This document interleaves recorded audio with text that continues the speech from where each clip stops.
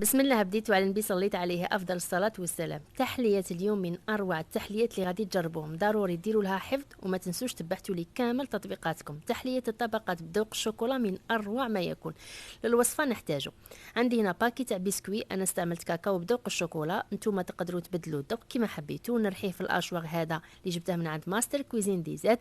نزيد له 2 مغارف تاع الكاكاو هكا باش يجيني الذوق شباب، وندير لهم حوالي نص كاس تاع مارغرين. نبسس كامل هذاك البسكوي بالمارغرين ومن بعد نزيد اللم. الا كانت لمت لكم ماشي مشكل، لا ما تلمش زيدوا لها واحد المغرف تاع الحسل حتى تلم لكم مليح.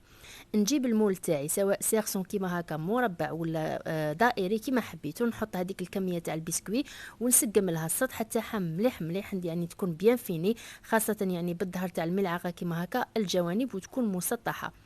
للطبقه الثانيه نحتاجو في كسرونه ندير 2 كيسان تاع الحليب السعه تاعه 250 ملل، ندير معاهم 2 مغارف تاع السكر، 2 مغارف تاع النشا ولا مايزينا، مغرف تاع الكاكاو البني ومغرف تاع الفلو.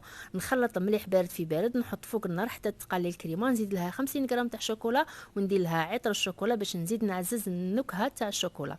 كي تبرد لي هذيك الطبقه الاولى نشكل هكا طبقه تاع بانان هكا، ومن بعد نزيد هذيك الطبقه تاع الفلون وندخلها تبرد حتى تماسك مليح، نرش عليها شويه تاع الكاكاو، تقدروا تزينوها بشويه تاع الفواكه، وهذه هي التحليه. نبغيكم كامل تجربوها، ديروا حفظ للوصفه وما تنسوش